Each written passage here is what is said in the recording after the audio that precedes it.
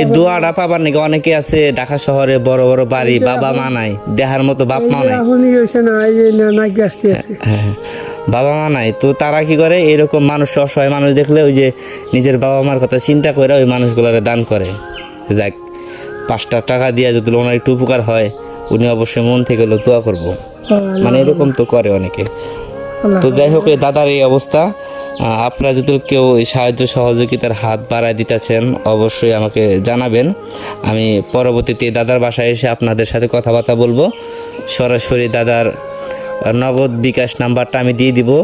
ঠিক আছে, আপনাদের একটু দৃষ্টি আকর্ষণ করতেছি। হ্যাঁ, যে যেখান থেকে ভিডিওটা দেখতেছেন, আল্লাহর রাস্তায় আমি আপাতত দাদার সাথে আপনি শুধু সাক্ষাৎ করলাম, রাস্তার ভিতরে যাচ্ছিলাম।